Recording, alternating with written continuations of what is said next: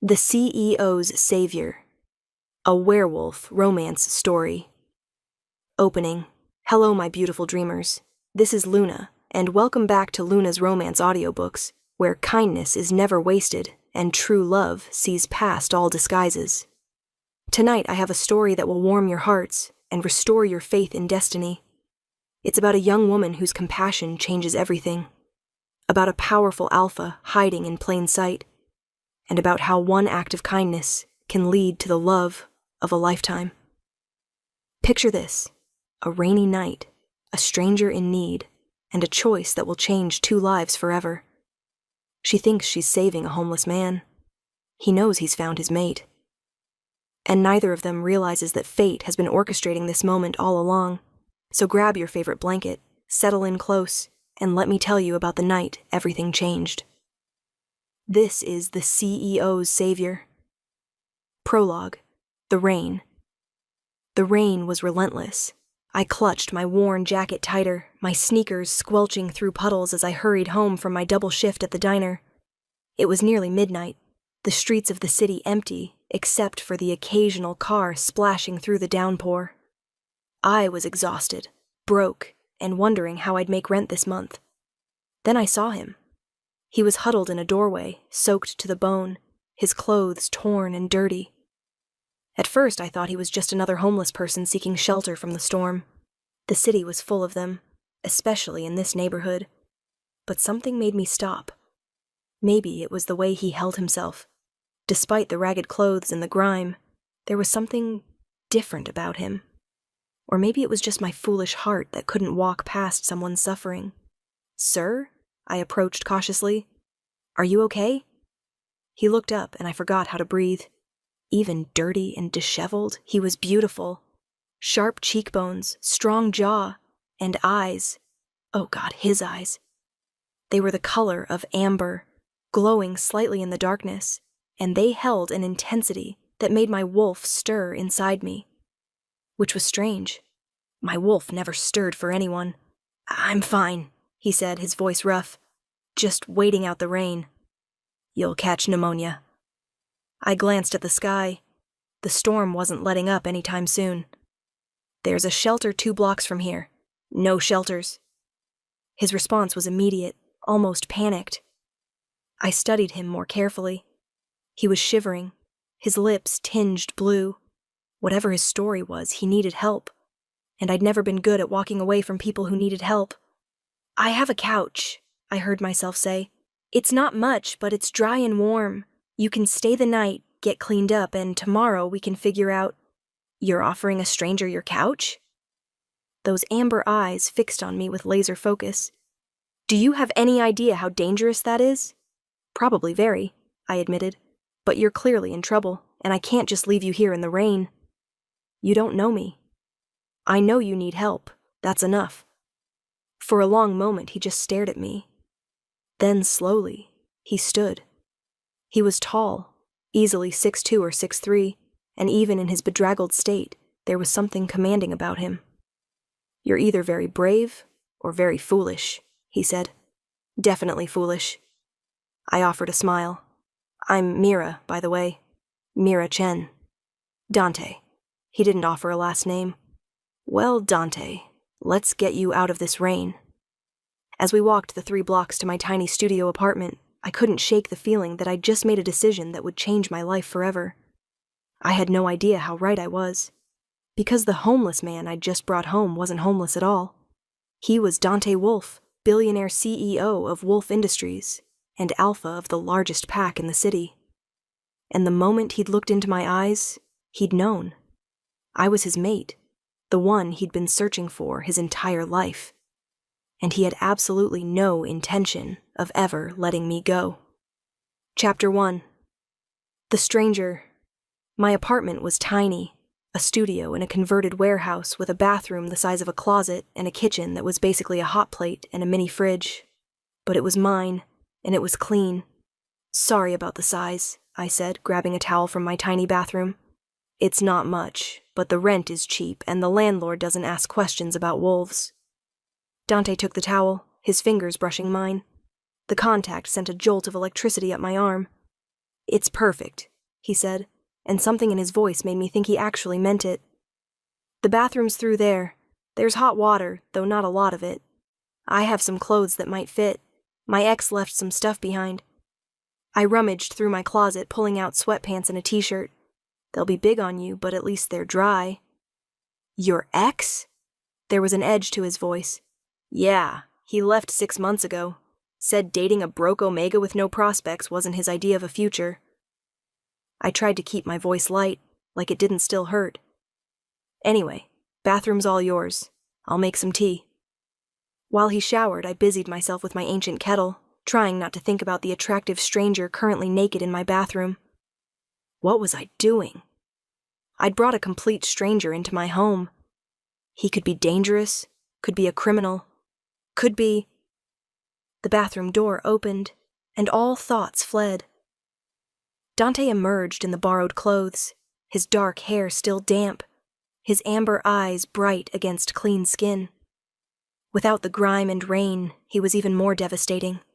And his scent, now that he was clean, I could smell it properly. Pine and leather, and something expensive, like old money and power. My wolf practically purred. Better? I managed. Much.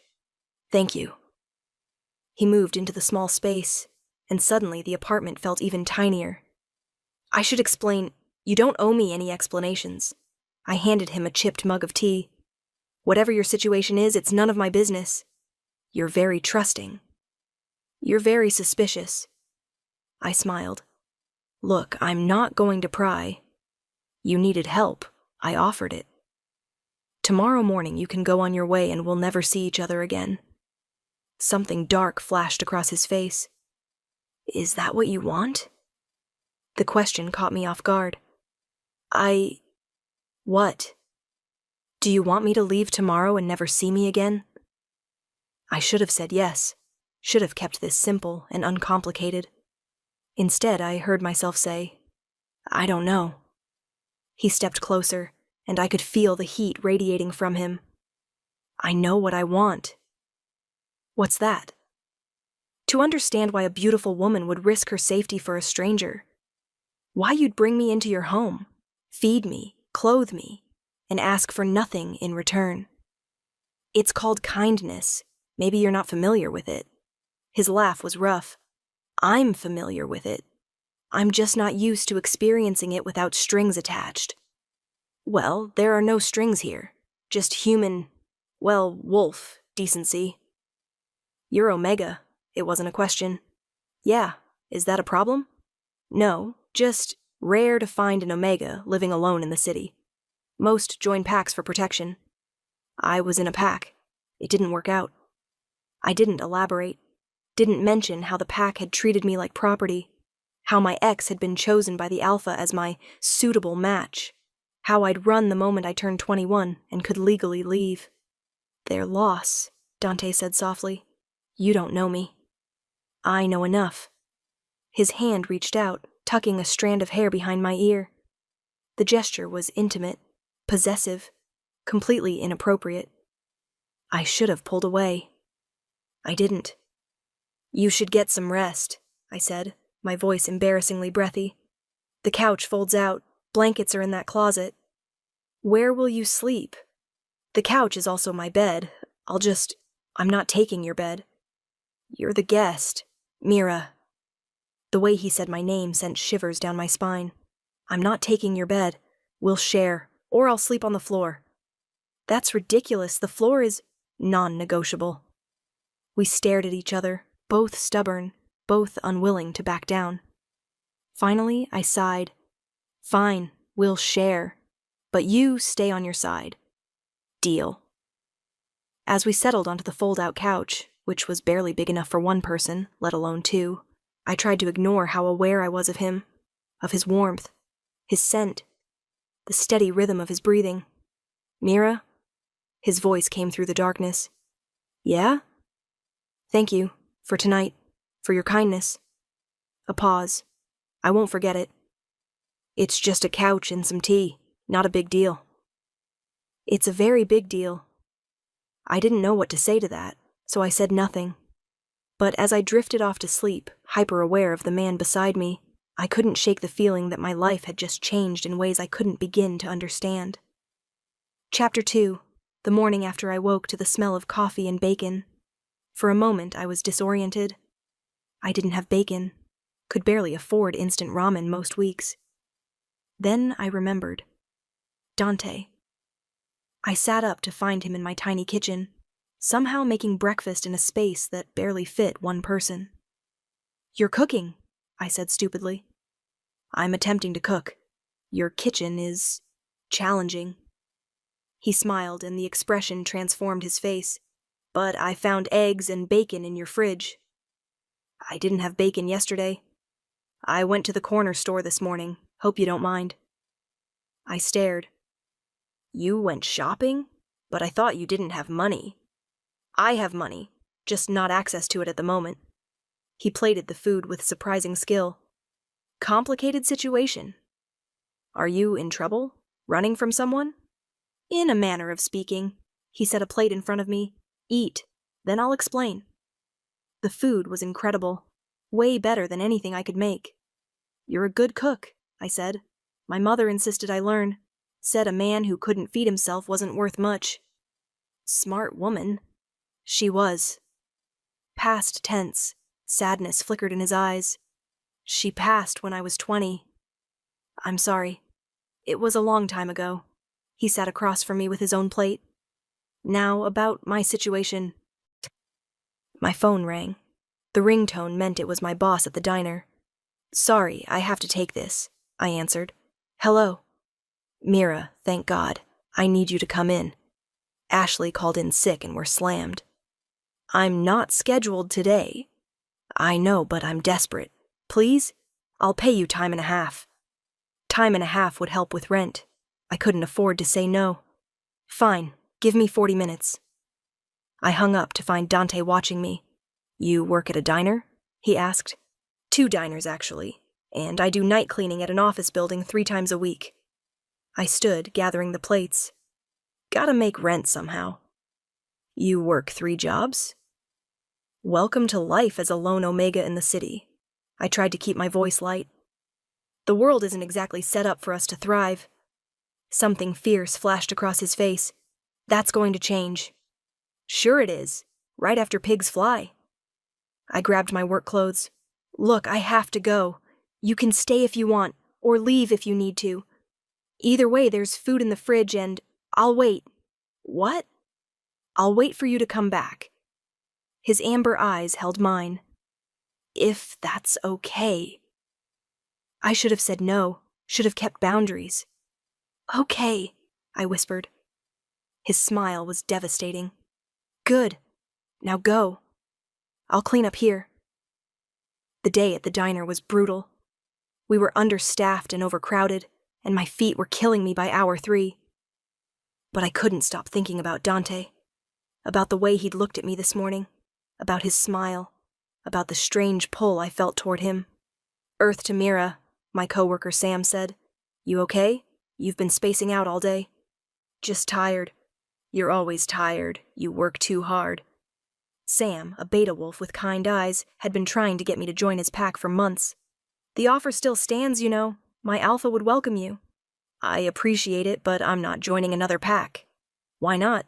You'd have protection, support. You wouldn't have to work yourself to death." "I'd also have to follow pack rules, submit to the alpha, potentially be matched with someone I don't choose." I shook my head. "I'd rather struggle alone than lose my freedom again." Sam sighed. "You're stubborn. And you're persistent. We're even." When my shift finally ended at 8, I was exhausted. But the thought of going home, where Dante might still be waiting, energized me. I practically ran the 3 blocks to my apartment. He was there. Not just there, but he'd cleaned. My tiny apartment, which was usually cluttered and chaotic, was spotless. Dishes done, laundry folded, even the windows had been washed. "What did you do?" I stared around in shock. "I got bored." He was reading a book from my small shelf. "Hope you don't mind." You cleaned my entire apartment because you were bored? I also fixed your leaky faucet and tightened the loose handle on your closet door. He set down the book. How was work? Exhausting. But why are you... I gestured around. Why are you still here? I thought you'd leave. I told you I'd wait. Yes, but I didn't think you actually meant... I stopped. Dante, what's going on? Who are you, really? He stood, moving toward me with that predatory grace I'd noticed last night. I'm someone who's been looking for you my entire life, he said softly. And now that I've found you, I'm not letting you go. What are you talking about? You're my mate, Mira. The world tilted. What? I knew the moment I saw you, the moment I caught your scent. His hand reached out, cupping my face. You're my fated mate, the one the moon goddess chose for me. That's impossible. I would have felt... You did feel it. You feel it right now. The pull, the connection, the way your wolf responds to mine. He was right. My wolf was practically singing, desperate to get closer to him. But you're a stranger. I don't even know your last name. Wolf. Dante Wolf. He watched my face carefully. Does that name mean anything to you? It should have. Wolf Industries was the largest corporation in the city. Wolf Tower dominated the skyline, and Dante Wolf was... You're the CEO, I breathed. The billionaire alpha. Yes. The man all the papers call the most eligible bachelor in the country. Unfortunately. You're not homeless. No. Then what were you doing in that alley? His expression darkened. Hiding. From people who want to control me. Force me into a marriage alliance I don't want. I needed space to think, so I walked away from my security detail, my assistant, all of it. Ended up in the rain, trying to figure out my next move. And I interrupted. You saved me. His thumb brushed my cheekbone. In more ways than you know. I don't understand. The marriage alliance. It's with the daughter of another powerful alpha. Good for business, terrible for my soul. I've been resisting for months, but the pressure keeps mounting. His eyes searched mine. Then I met you. My fated mate. The one person I actually want to marry. Dante. I know it's fast. I know it's crazy. But I'm not letting you go, Mira. I'll court you properly, give you time to adjust, but I'm not walking away. His voice dropped to a growl. You're mine, and I take care of what's mine. I'm not yours. Yes, you are, just like I'm yours. The bond goes both ways. This is insane. This is fate. He pulled me closer until there was no space between us. Tell me you don't feel it. Tell me your wolf isn't screaming at you to accept me. Tell me you want me to leave. I opened my mouth to do exactly that, but the words wouldn't come. Because he was right. My wolf was screaming. The bond was there, real and undeniable. And the thought of him leaving made my chest ache. I'm not asking you to marry me tomorrow, he said softly. I'm asking for a chance. Let me court you. Let me show you what we could have together. I work 3 jobs. I live in a studio apartment. I'm broke and tired and beautiful, kind, brave. Mine. His forehead touched mine. I don't care about money or status. I care about you. You don't even know me. Then let me learn. His lips brushed mine, feather-light. Please, Mira. Give me a chance. I should have said no. Should have protected my heart. But looking into his amber eyes, feeling the bond humming between us, I found myself nodding. One chance, I whispered. But I have rules. Anything. No lies, no games. And if I say stop, you stop. Deal. His smile was brilliant. You won't regret this. As he kissed me properly, deep and claiming and perfect, I hoped he was right. Because I had a feeling I was about to fall hard for the billionaire CEO who'd hidden in the rain, and falling in love with someone so far above my station could only end in heartbreak. Couldn't it? Chapter 3. The Courtship. The next morning I woke to an empty apartment. For a moment I thought I'd dreamed it all. The homeless man. The revelation. The kiss. Then I saw the note on my pillow. Had to handle some business. Don't work too hard. I'll pick you up from the diner at 8. D. Beneath it was a credit card with my name on it. I stared at it like it might bite me. He'd left me a credit card? What was I supposed to do with that? My phone rang. Unknown number. Hello? Did you find my note? Dante's voice was warm, intimate. And your credit card, which I'm not using. It's for emergencies. I don't need your money. I know you don't, but I need to know you're taken care of. His voice softened. Please, Mira, let me do this, for my own peace of mind. Dante, keep it in your wallet. If you never use it, fine, but it's there if you need it. I sighed. You're very stubborn. You have no idea. I could hear the smile in his voice. I have to go, but I'll see you tonight. Wear something nice. I don't own anything nice. Then wear what makes you happy. You'll be beautiful regardless. He hung up before I could protest. That night, true to his word, a sleek black car pulled up outside the diner at exactly 8. Dante stepped out, and every head turned. He was in a suit now, perfectly tailored, expensive, making him look like he'd stepped out of a magazine. But his eyes only found me. Ready? He asked, offering his hand. Where are we going? You'll see. The car took us to the nicest restaurant in the city, the kind of place I'd only seen in movies. Dante, I'm not dressed for... You're perfect. He helped me out of the car, his hand warm on my lower back. Trust me. The maitre d' greeted him by name, leading us to a private table overlooking the city lights. This is too much, I whispered as we sat. This is nothing. His eyes held mine across the candlelight. I'd give you the world if you'd let me. I don't want the world. I just want... I stopped. What? Tell me what you want, Mira. Honesty, authenticity, someone who sees me, not what I can do for them. I see you. His hand reached across the table, finding mine. I see your kindness, your strength, the way you work yourself to exhaustion to maintain your independence, the way you helped a stranger without asking for anything in return. His thumb traced circles on my palm. I see all of you, and I want all of you. The intensity in his voice made my breath catch. Tell me about yourself, I said, trying to lighten the mood. The real you, not the CEO everyone sees. So he did. He told me about growing up as an alpha heir, the pressure to be perfect, about losing his mother and having to lead his pack at 21, about building Wolf Industries from his father's small company into an empire, about how lonely it was at the top. I have everything, he said quietly. Money, power, respect. But none of it means anything without someone to share it with. What about friends? Family?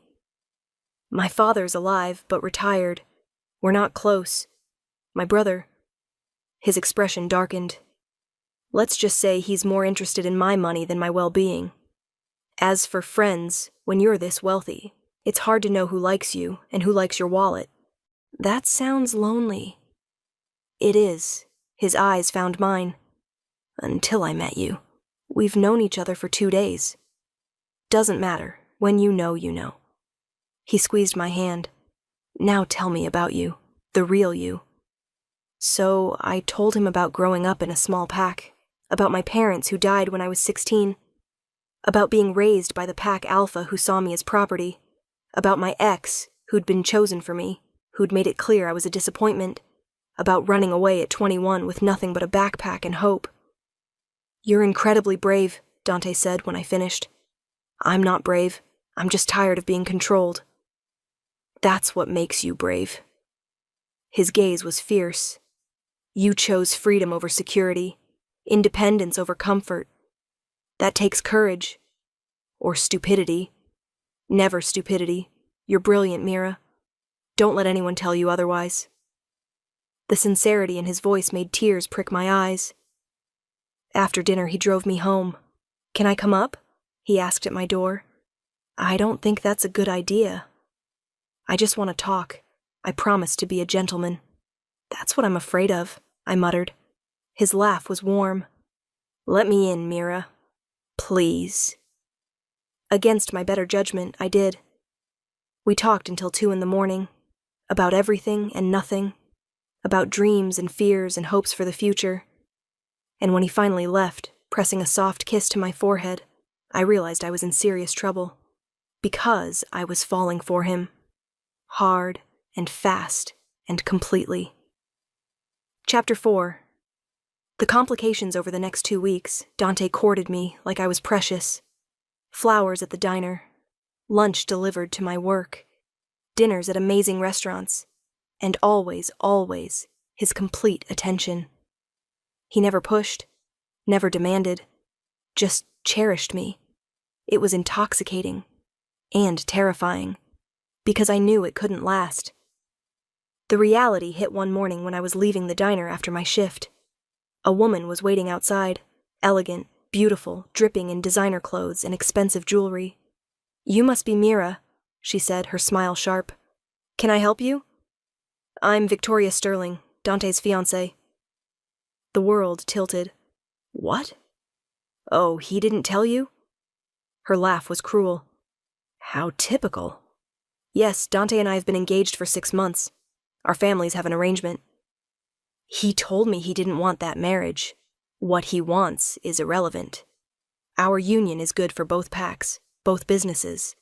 It's happening whether he likes it or not." She stepped closer, and I could smell her expensive perfume.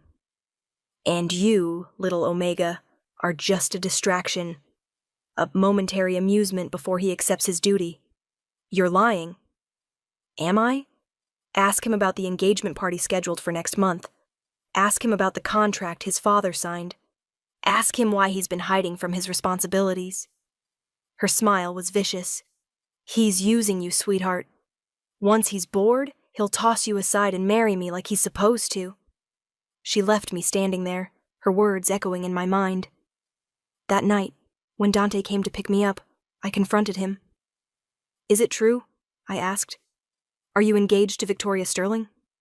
His expression shuddered. "Who told you?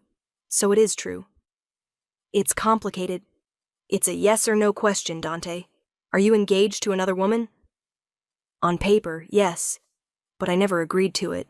My father signed the contract without my consent." "You lied to me." The betrayal cut deep. "You said no lies." "I didn't lie.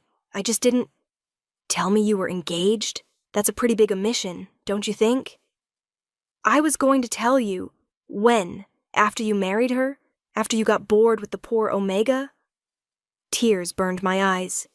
"She said you're using me, that I'm just a distraction." "She's wrong. Mira, you have to believe me. I don't have to believe anything. I was stupid to think this could work. You're a billionaire CEO with obligations and alliances and you're my mate." His voice cracked. "You think I care about contracts or business arrangements when I found you? You think I'd choose Victoria over my fated mate? I don't know what you'd choose. We've known each other for 2 weeks. And in those 2 weeks, you've become my entire world." He moved toward me, desperate. "I'm breaking the engagement. I'm telling my father and her family that I won't marry her. But these things take time." "How much time?" "I don't know, but I swear to you, Mira." "Don't make promises you can't keep." I stepped back. "I think you should go." "No, we need to talk about this." "There's nothing to talk about. You're engaged. I'm not going to be the other woman." "You're not the other woman. You're my mate. I'm an Omega you met 2 weeks ago while you were engaged to someone else." My voice broke. "Please, just go." "Mira, go." He left, and I collapsed on my couch, crying harder than I had in years. Because I'd known it was too good to be true. Men like Dante Wolf didn't end up with women like me. They married socialites and business partners and women who fit their world. Not broke Omega girls working 3 jobs just to survive. For 3 days, I ignored his calls and texts, avoided places he might find me, threw myself into work until I was too exhausted to think. On the 4th day, Sam cornered me at the diner. "Okay, what happened? You look like death." "Nothing happened." "You're a terrible liar. Is this about that guy? The one who's been picking you up in the fancy car?" "There is no guy. Not anymore. Mira." "I don't want to talk about it." But that night, when I got home, Dante was waiting outside my apartment. He looked terrible, like he hadn't slept in days. "We need to talk," he said. "I told you. I broke it off, the engagement. It's done." I stared at him. "What?" "I told my father I wouldn't marry Victoria. Told her family the deal was off. Burned every bridge I had to make it clear." His voice was raw. "You're the only woman I want. The only one I'll ever want. Dante, you can't just, your business deals, your pack alliances, can all burn for all I care. None of it matters without you." He stepped closer. "I love you, Mira. I've loved you since you brought me home in the rain, since you offered kindness to a stranger without asking for anything in return, since you challenged me and pushed back and refused to be impressed by money or power. You barely know me. I know everything that matters. I know you're kind and brave and stubborn. I know you work yourself to exhaustion to maintain your independence. I know you'd rather struggle alone than compromise your freedom." His hands cupped my face, and I know that losing you would destroy me in ways nothing else ever could. "I'm scared," I whispered. "So am I. But I'd rather be scared with you than safe without you. What if this doesn't work? What if we're too different? Then we'll figure it out together. But Mira..." His eyes held mine, golden and intense. "I'm not giving up on us. On you. On what we could have together. So you need to decide. Are you brave enough to take this chance with me?" I looked at him, really looked at him. Saw the vulnerability beneath the power, the loneliness beneath the wealth, the desperate hope in his eyes. And I made my choice. "Yes," I breathed. "I'm brave enough." His kiss was everything. Relief and joy and desperate love, all wrapped into one. And as he held me, the bond between us blazing bright, I knew I'd made the right choice. Even if the world thought we were crazy, even if obstacles lay ahead, we'd face them together. Chapter 5. The Revelation. Absolutely not. Dante's father, Malcolm Wolfe, stood in the penthouse office, his face purple with rage. We'd been summoned to Wolfe Tower for a family meeting that was really just an ambush. "The engagement is broken," Dante said calmly. "I'm not marrying Victoria. You signed a contract. You signed a contract, without my knowledge or consent." Dante's voice was steel. "Which makes it void. You're throwing away a multi-billion-dollar alliance for this..." Malcolm's eyes raked over me with contempt. "This Omega? This Omega is my fated mate. Show her respect or leave." "Fated mates," Malcolm scoffed. "That's just the moon goddess's way of complicating perfectly good business arrangements." "Father, I won't allow it. You will marry Victoria Sterling. You will complete the alliance. And you'll send this girl back to whatever gutter she crawled out of." The words stung, but I lifted my chin. "I'm standing right here." "I know." Malcolm's smile was cruel. "Which makes this easier. Here's how this works, Miss Chen. I'll pay you $5 million to disappear from my son's life. You sign a non-disclosure agreement, you leave the city, and you never contact him again. I'm not for sale. Everyone has a price. Not me." I looked at Dante. "Can we go now?" Pride and love flashed across his face. "Absolutely." "If you walk out that door," Malcolm threatened, "I'll cut you off. No more money, no more company, no more pack." Dante's hand found mine. "Then I guess I'm unemployed." We left Malcolm sputtering in his office. In the elevator, I turned to Dante. You just gave up everything. I gave up nothing that mattered. He pulled me close. You're what matters, Mira. Just you. But your company, your pack. I started one company. I can start another. And as for the pack, his smile was sharp. My father may be the alpha, but he's old. I have loyal wolves who'll follow me. We'll form our own pack if we have to. This is crazy. This is love. He kissed my forehead. Now, how do you feel about moving in with me? And before you argue, I'm not keeping you in that tiny apartment when I have a perfectly good penthouse sitting empty. Dante, I'll even let you pay rent if it makes you feel better. $1 a month sound fair? Despite everything, I laughed. You're impossible. And you love me anyway. I really do. Moving into Dante's penthouse was surreal. The place was enormous, more square footage than I'd lived in my entire life combined. Floor-to-ceiling windows overlooked the city, a kitchen bigger than my old apartment, a bathroom with a tub that could fit 4 people. This is too much, I said, standing in the middle of the vast living room. It's home. Dante wrapped his arms around me from behind. Our home. If you want to change anything, redecorate, whatever. It's yours. I wouldn't even know where to start. Then start with making it feel like you live here. Your books on the shelves, your photos on the walls, your presence in every room. His lips brushed my neck. I want to smell you everywhere. Want to wake up surrounded by your scent. Want this place to feel like us. Over the next few days, I tried to settle in, but it was hard. I was still working my jobs, refused to quit even when Dante offered to support me financially. I need my independence, I explained. I need to know I can take care of myself. I understand, but at least let me hire you. What? Wolf Industries needs a new community outreach director. Someone who understands what it's like to struggle. Someone who can connect with people from all walks of life. His eyes were serious. You'd be perfect. I don't have experience. You have life experience. That's more valuable. He handed me a file. Look it over. Think about it. The salary is competitive. The hours are reasonable, and you'd actually be making a difference. I looked through the file. The position was real, the job description extensive, the salary more than my 3 jobs combined. This isn't charity. This is recognizing talent when I see it. You're wasted scrubbing floors and serving coffee, Mira. Let me help you use your gifts. I took the job and discovered I was good at it.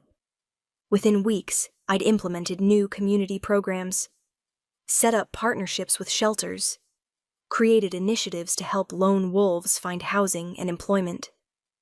You're a natural, Dante said one night, watching me work on my laptop. I'm just doing what should have been done years ago. That's what makes you perfect for this. He pulled me into his lap. I'm so proud of you. Thank you for believing in me. Thank you for taking a chance on me. Everything was perfect. Until the night Victoria showed up at our penthouse. We need to talk, she said, pushing past me when I opened the door. Victoria, you need to leave. No, I need Dante to understand what he's throwing away. She turned as he entered from the bedroom. Your father's dying. Dante froze. What? Heart attack. 3 days ago. He's in the hospital asking for you. Her expression was smug, begging you to come back, make amends, take your place in the company. Is this a trick? Call the hospital yourself. She tossed him a card. Room 4012. But you'd better hurry. Doctors don't think he has long. She left, and Dante stood there shell-shocked. I have to go, he said. I know. I'll come with you. No. Stay here. I need to do this alone. Dante, he kissed me quickly. I love you. I'll be back soon. But something in his eyes made me worried, and when he didn't return that night, my worries intensified. I called his phone. No answer. Called the hospital. They wouldn't give me information since I wasn't family. By morning, I was frantic. Then I saw the news. Dante Wolf returns to family business. Engagement to Victoria Sterling back on. The accompanying photo showed Dante and Victoria, his arm around her waist, both smiling for the cameras. My world shattered. He'd left me, gone back to his old life, chosen duty over love. I should have known it was too good to be true. Men like Dante Wolf didn't end up with women like me. They never did. Chapter 6. The truth, I spent 3 days in the penthouse, numb. He didn't call, didn't text, didn't come home. On the 4th day, I packed my things. If he'd chosen his old life, I wouldn't stay where I wasn't wanted. I was halfway to the door when it burst open. Dante stood there, disheveled and desperate. "Don't," he said. "Please don't leave. You left first." My voice was dead. "You went back to her, to your father, to the life you said you didn't want. It's not what you think. The pictures are pretty clear. Are fabricated, photoshopped, lies." He moved toward me. "My father did have a heart attack, but he's fine, recovering. And the moment I got to the hospital, Victoria and her father were there, with a new contract, demands, threats." "What kind of threats?" "Against you." His hands clenched. "They said if I didn't return to the company, didn't go through with the engagement, they'd ruin you, destroy your reputation, get you blacklisted from every job in the city, make sure you'd never work again." "So, you caved?" "No. I pretended to cave while I gathered evidence." He pulled out his phone, showing me photos, documents, recordings. "Victoria's father has been embezzling from Sterling Industries for years. I have proof, enough to send him to prison and tank their company." "You blackmailed them?" "I protected my mate." His eyes blazed. "They threatened you? That's unforgivable." "The photos, taken at the hospital, out of context. Victoria grabbed me for a photo op, and they released it to the press with a fake story." He stepped closer. "I've already issued a statement denying everything, exposing their lies, making it clear that you're my mate and the only woman I'll ever marry." "Marry?" He dropped to one knee, pulling out a ring box. "Mira Chen, I know this is fast. I know we've only known each other for 2 months, but I also know that you're my everything. My mate, my heart, my home." His voice shook. "Will you marry me?" Tears streamed down my face. "You're crazy." "Crazy about you, is that a yes?" "What about your father? The company? The pack?" "My father retired. Handed the company to me with no strings. Said, and I quote, 'If that Omega can make you smile like that, she's worth more than any business alliance.'" Dante's smile was brilliant. "As for the pack, they support us. They've seen how happy you make me, how much good you've done in the community. They want you as their Luna." "I don't know how to be a Luna."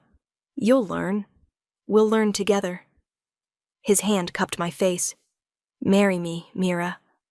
Let me spend the rest of my life showing you how loved you are." I looked at the ring, a simple diamond, elegant and perfect. Looked at the man kneeling before me, offering me everything, and I made my choice. "Yes," I whispered. "Yes, I'll marry you." His kiss was joyful, victorious, full of love and promise. And as he slipped the ring on my finger, I realized something. I'd brought home a homeless man one rainy night, and he'd changed my entire world. Not because of his money or power or position, but because he saw me. Really saw me. And loved me. Anyway. Epilogue. 1 year later. The community center opened to massive fanfare.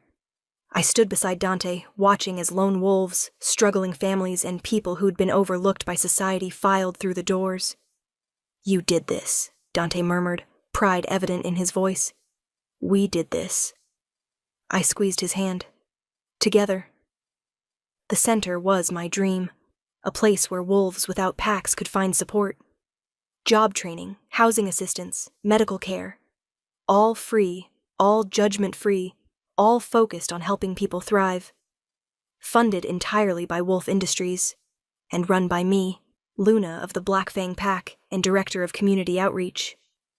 Luna Mira, a young Omega approached, nervous but hopeful. I wanted to thank you. The job placement program helped me find work. Real work, with benefits and everything. That's wonderful. I'm so proud of you. As she walked away, Dante pulled me close. You're changing lives, he said softly. Every single day. So are you.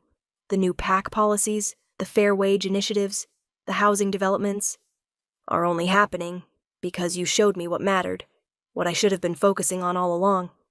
He kissed my temple. You made me better, Mira. We made each other better.